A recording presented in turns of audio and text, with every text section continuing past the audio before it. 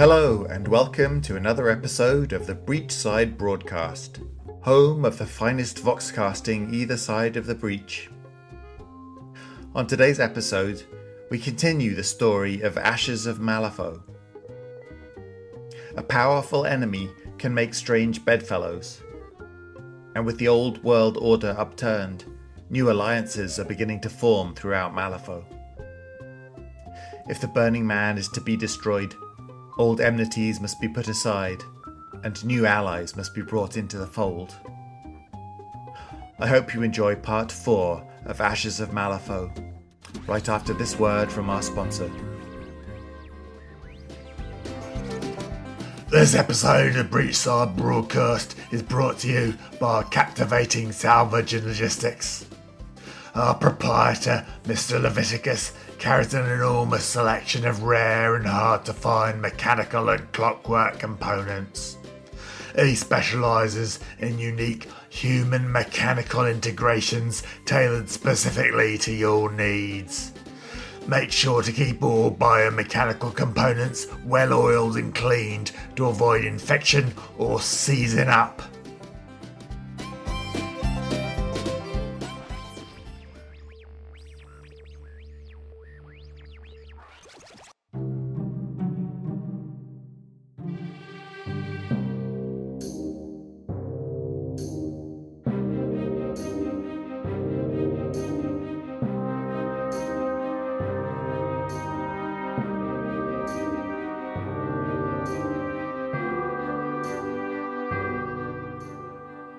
The door opened with a rattling screech that sent a cloud of dust into the air, temporarily blinding Leveticus.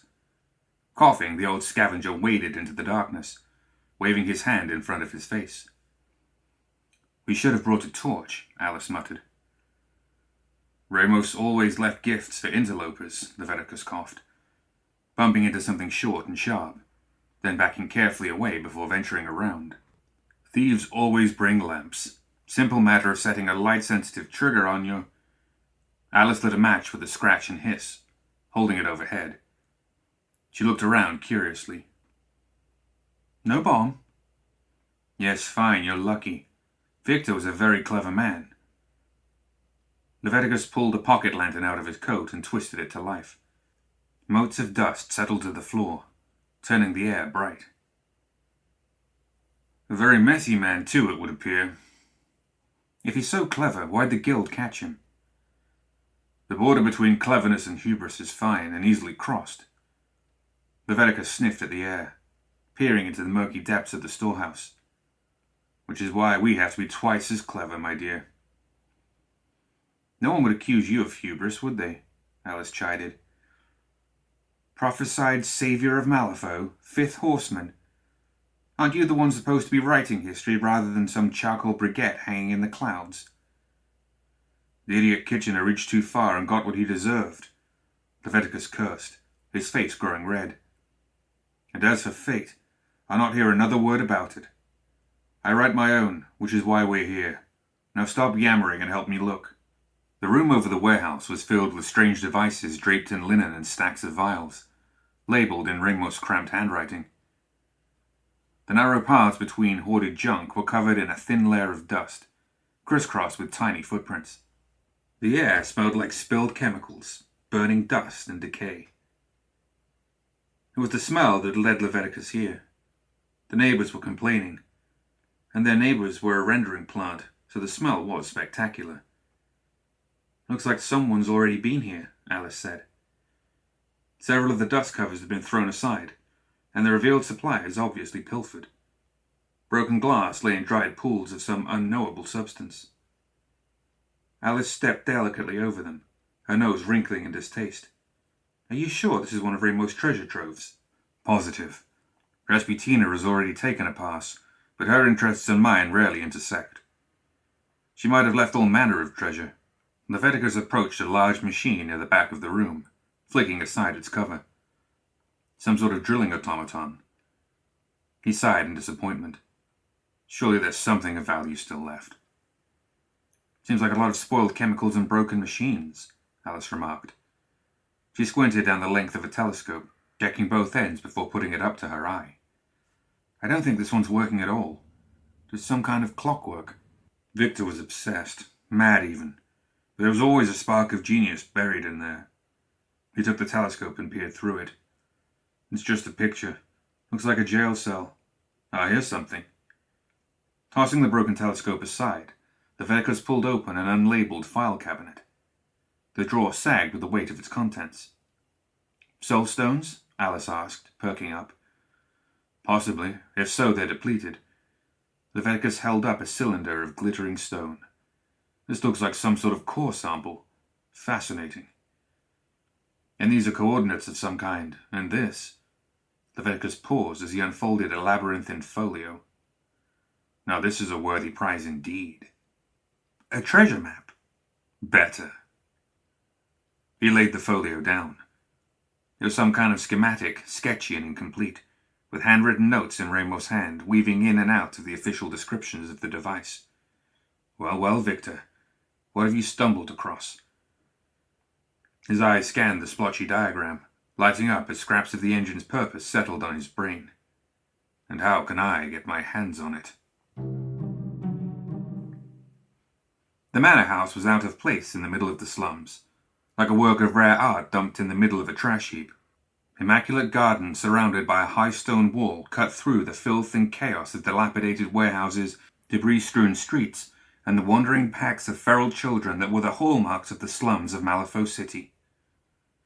Terrace stone porticos overlooked the gardens, and at this hour were illuminated by portable candelabras that cast warm flickering light over the guests. Tiri could see a string quartet set up in the corner of one of the decks, playing for the dozen or so guests who lounged around the veranda, drinking and chatting and enjoying the gala. Their music was strange but enrapturing, not like anything Tiri had heard before. She leaned forward in the carriage as it passed through the front gates and travelled down the tree-lined driveway. Ludwig flicked the curtain closed. I understand your curiosity, but humans are... well, most of us don't respond well to seeing people like you around here. Best be cautious until we're safely inside. Tiri sat back in her seat, brushing shoulders with Ket and Danok. The seats had been modified for their unusual frames, but the carriage still felt cramped. She leaned forward again, pulling the curtain open a tiny bit and craning her neck to look out the window while Ket grumbled. Be that as it may, we still prefer knowing something about the situation we're getting ourselves into. Understandable, Ludwig said. The portly attendant served as the courier between the society and the Oa, a glorified escort. But you needn't worry. Lady Janus is sure to have thought of everything. She always does. Tiri said nothing, but let the curtain fall back. They were approaching the main house. A long line of carriages, both horse-drawn and mechanical, awaited their owners along the side of the road. Drivers and guards took their leisure in the cool air of the evening, playing cards and smoking by the light of lanterns suspended from their carriages. Lady Janus enjoys her spectacle, Tiri noted, somewhat coyly. Danok nodded in agreement. Ludwig chuckled to himself. Better to have everyone's attention on a grand party than you three, my dear. Makes getting in and out of Malifaux City a much easier task. Speaking of, I believe we've arrived. The carriage turned away from the main entrance and rattled down a short gravel road before coming to a halt. The driver opened the door, revealing a clandestine servant's entrance, hidden in the vines of the garden path. The Oa allowed themselves to be escorted through the door and into the dark passageway beyond. The sounds of the party taking place on the main level travelled through the bones of the house in muffled laughter and the strained chords of chamber music. Tiri couldn't help swaying gently in time with the rhythm. The servant who greeted them said nothing as he led Ludwig and his guests through the bowels of the manor. It had not been built with the Oa in mind, especially the cramped corridors used by the servants, and the Fae frequently had to duck or turn sideways to navigate the path. Finally, they reached a heavy wooden door, outlined by bright light. Voices travelled through, but it was clear that the room beyond was not crowded. Ludwig put a hand out, halting the Oa just outside the door, then rapped lightly on the frame. The man cocked his head and listened. Gretchen's imperious voice cut through the conversation like a rasp. I believe our guests have arrived. Everyone your attention, she said. There's someone I want to introduce." "About time," a man said. He sounded like a cross between a professor and a criminal. "These galas are starting to get out of hand." "I appreciate your patience, Ivan, but I'm sure you'll find this interesting. Come in." Gretchen paused. The servant opened the door and stepped through. Tiri, Ket, and Denoke cautiously followed. They had to lower their heads to clear the jam, but once inside, the Oa were allowed to rise to their full height. Stunned silence, punctuated only by the clinking of ice cubes from the far corner, greeted them. The room looked like a cross between a museum, a library, and a cozy withdrawing room for the ultra-privileged. A long table ran the length of the room, with a crackling hearth at one end. The walls were covered in glass display cases, with the selected treasures of the society on plinths or hanging from the hooks. Tiri's eyes swept across the cases with only mild interest. It was the people who drew her attention. Like the treasures on the walls, the varied figures around the table were another kind of collection, one that Gretchen had carefully gathered over the years. The man who poured the ice during Tiri's entrance lounged in a leather recliner beside the fire, a jet-black walking cane resting across his legs, dressed in dapper blacks with a bowler cap pushed low over his eyes. He nursed a tumbler of liquid. Despite his proximity to the fire, the flickering light never reached the shadow that lay at his feet. He tilted his glass in Tiri's direction. "Quite an interesting set," he noted. "What's this charade about? I assume they're part of the plan." "Patience, Ivan," Gretchen purred. She stood close to the door through which the Oa had entered. "We're waiting for a few more guests. Then we can get started." "That's fine. It gives us time to chat." The woman who spoke was wrapped from head to toe in bandages, under a loose robe of pale blue, decorated with all manner of antique baubles and chains and charms. Behind her stood a middle-aged man with a huge sword, apparently standing guard. She rose and lowered a pair of pince-nez spectacles, tilting her head to get a better look at Tiri. "I never thought I'd meet one of your kind still living. From what I saw in the desert, his vengeance was thorough." "We do not remember speaking with ones like you, stranger," Ket interjected. Both Tiri and Denoke sensed his suspicions rising. "This is true," Tiri quickly said. "How do you know of us?" The wrapped woman extended her hands in a gesture of peace. "You may call me Jedsa, a fellow wanderer, also afflicted with a curse." Shock crossed Tiri's face. She raised an arm coated in metal. The edges were burned, deep and bloodless. A hiss of fresh cinders that rose into the air and a swirl of bright lights. "You carry Cherufe's scars as well?" "No, a different curse," Jedsa responded. "And the spirits of your people that I encountered on my journeys were much reduced. Such cruelty. It is a pleasure to see you alive, not twisted in the desert sands for an old traveler to stumble upon." "Tahan, Jedsa. Well met." "It seems we both have burdens we've learned to bear," Tiri said, hugging her metal arm close. Ket stepped forward, eyes sharp beneath his cowl. "I would like to get this over with. We're not specimens for your curiosity." Gretchen prepared to respond, but another pair of doors at the lounge's far end swung open. "Ah, perfect timing. Let me introduce Maxine and Orville Agassiz, former responsible for figuring out a formula for tracking the Burning Man." Maxine and her husband swept into the room. The older woman looked tired, but her eyes burned bright. For the first time in a long while, it looked like her innate intelligence was cutting through the madness. Orville doted on her, moving quickly to provide a chair and leading his wife to the table. Maxine locked eyes with Gretchen. "Should I start?" "In a moment," Gretchen said, before addressing the others. "Maxine is as much to thank for tonight's meeting as me. Did you bring your charts?" "No, they're of no use now." A pity." "The Burning Man's absence has given me more freedom in my studies," Maxine said, "but the window is closing. I spend my minutes dearly, Gretchen. Let's get on with this." "Very well," Gretchen said delicately. "Cameron, if you could give us a minute." The servant who had escorted the Oa was still standing just inside the door. He nodded demurely, then began to turn back to the servants' passage.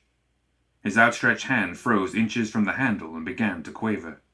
Ivan made a distasteful sound in the back of his throat, shifting uncomfortably in his chair as the servant's body convulsed. "Really, Gretchen, here," he said. "It's bad enough you have that thing lurking around in the servants. I don't want to see it do that." "You've seen worse," Gretchen retorted. She tilted her head back as black veins emerged from Cameron's pale skin. He shuddered once, then straightened. When he turned back, his eyes were ink-black pools. The Oa moved away from the servant's changing body.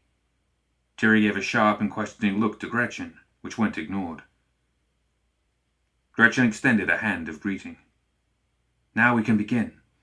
Each of you were brought here for a reason, to contribute what you know. Jedsa, if you could." The undying woman sat back down, bones clacking as she made herself comfortable, before reciting. "The first is where still waters died, and the crown was set in black. The second is covered in dust, where nothing good grows. The third twists and turns above the world, but invisible to a living eye. The fourth rests where it all began, and where it will all begin again.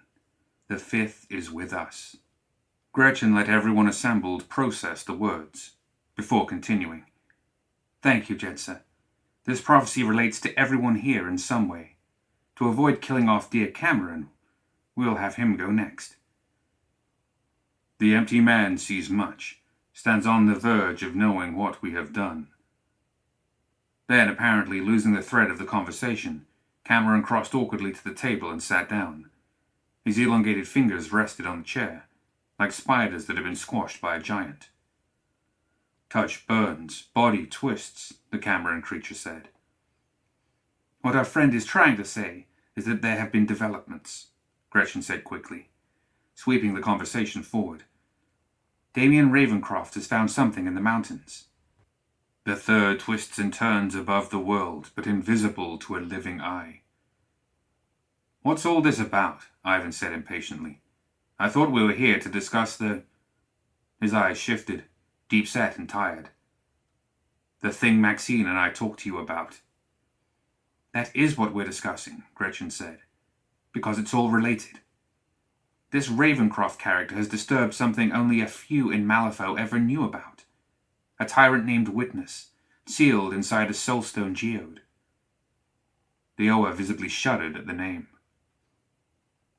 "You're meddling with things you don't understand, human," Ket commented, venom in his voice. "Freeing one of the 13 to banish the Burning Man is a fool's errand." "Not freeing a tyrant, but using her particular brand of magic," Gretchen reassured the Fey warrior. "Destroying the Burning Man requires 5 things. The first and fifth are parts I have already acquired. The third is Witness, by proxy through Ravencroft in this case. The second is Inketh Sora, Tiri. But the fourth and most important part," Gretchen drew out the moment, looking around the room, "is beneath this building." She continued, "As I'm sure most of you are aware, there are chambers beneath the grounds of the manor. Some of them are very old, ancient. Our archaeologists think some of them might even extend back to the time of the tyrants."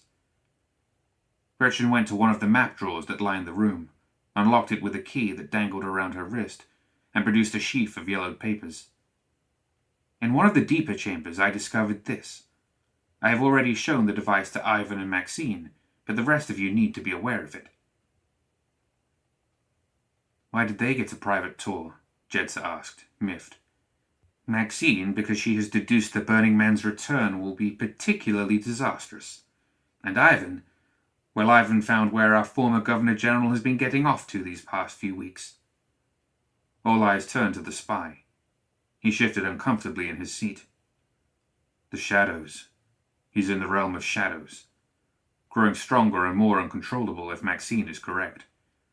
Which is the point of this," Gretchen said, gesturing to the desk. "I have a solution to our problem." "These are the schematics you mentioned." Maxine and Orville peered down at the papers Gretchen spread across the table, with the 3 Oa looming over her. They appeared to be the plans for some kind of machine, written in fading ink. Gretchen's own handwriting cramped the margins. "They seem incomplete. These are reproductions I've commissioned, trying to grasp the purpose of the device. And judging by the complexity and what little I've been able to glean over the years, there's no question in my mind as to its origins. As to its purpose, I think it's meant to constrain a tyrant, to imprison if not destroy.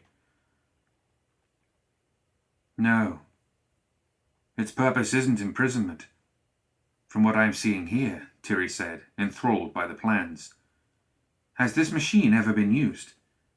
Hardly. The device is dormant and incomplete. But I think we can use it on the burning man, to reduce him, if not destroy him. Gretchen's eyes flicked up to Tiri, gauging her reaction. No, I don't think it's possible to destroy such a creature. Not without consequences. No, Tiri agreed. There's some of him in all of us, whether we know it or not. Rooting him out completely will have a cost. Maxine looked up. These drawings are old, Gretchen. Even the formula I used. How long have you known about this? I have been at this for some time, Gretchen answered. And you're only sharing this now? Orville asked sharply. His hand tightened on his wife's shoulder. You could have stopped this at any time, and you hesitated.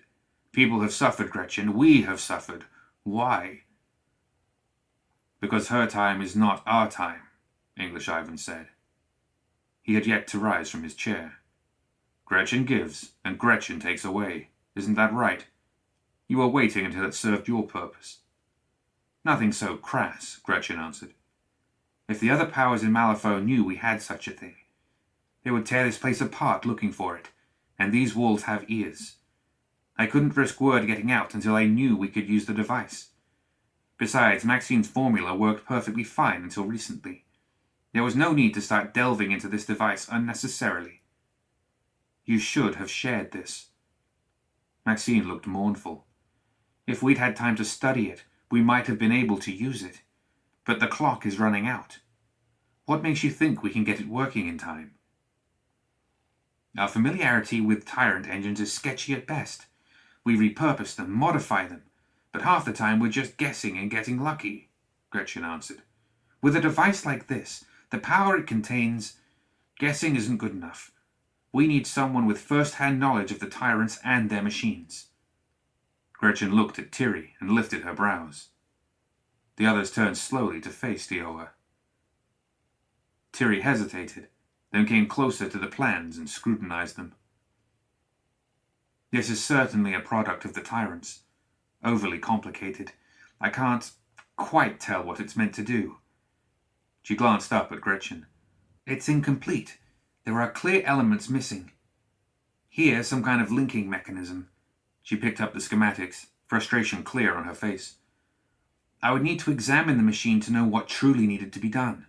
But even then, I can't promise it will do what you say. I'm sure of it, Gretchen said. We already have the linking mechanism. The last missing part is in Kethsora, and with whatever knowledge your people have. I suppose that means my part in this is done, Jedsa said, pushing herself up. Mikhail, let's get Sophie. Now there's a Sophie, Ket huffed, while Gretchen started in on Jedsa. We could still use your help, especially at Kethsora. It's dangerous, and I'd prefer not to have knowledge of this plan leave this room. No, Jedsa said.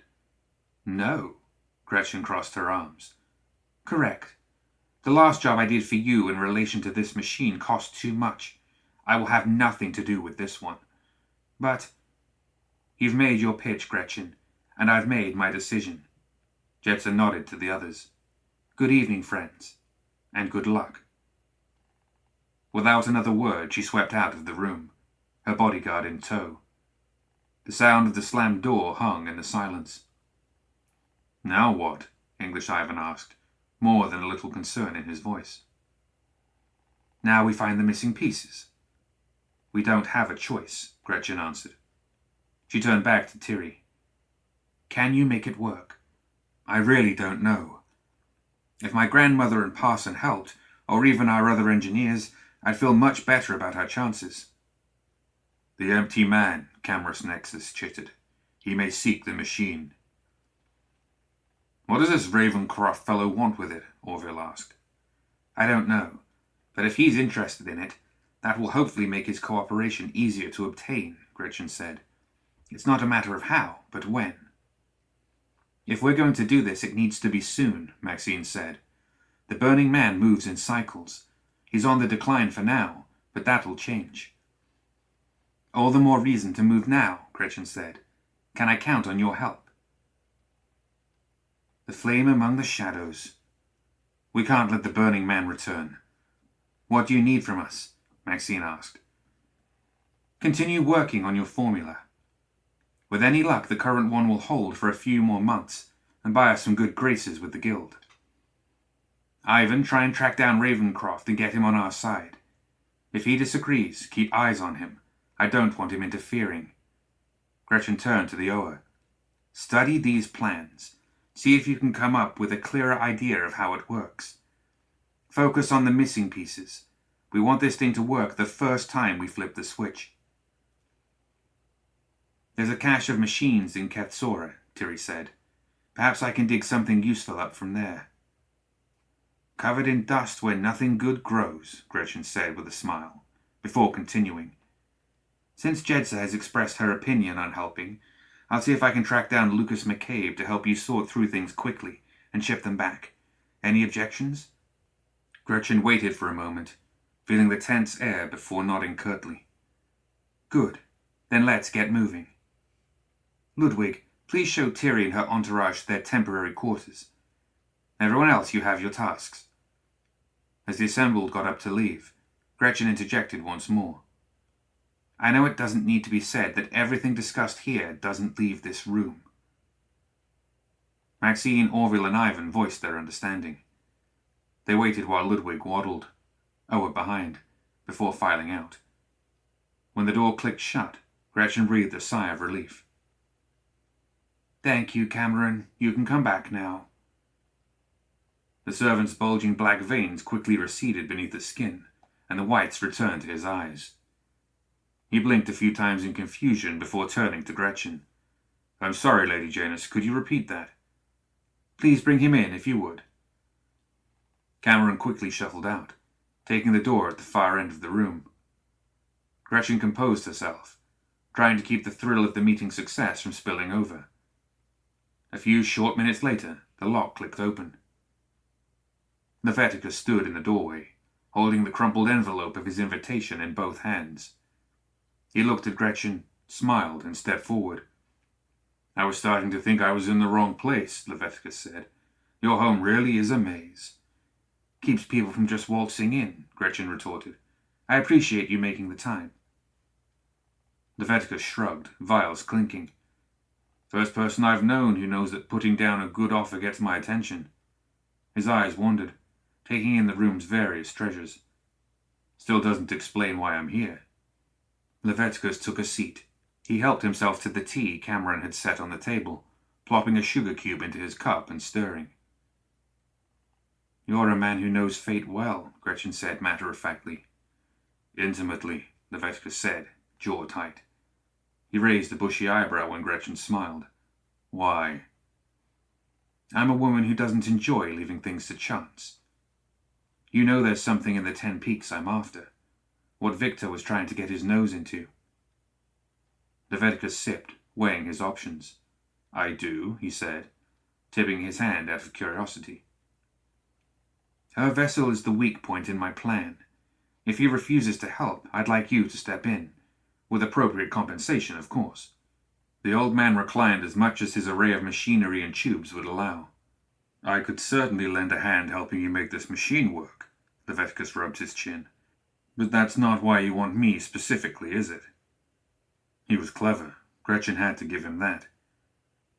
She took a cup of her own and poured some tea, looking at Leveticus through the steam. No, it's not. I've come to realize that if there's one thing stronger than a tyrant, it's fate.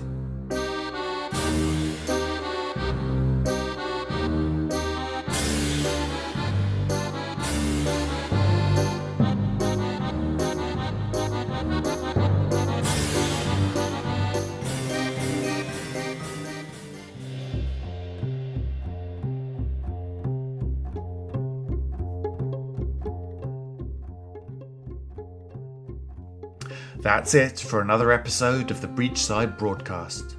Join us next time for more Tales of Malifaux.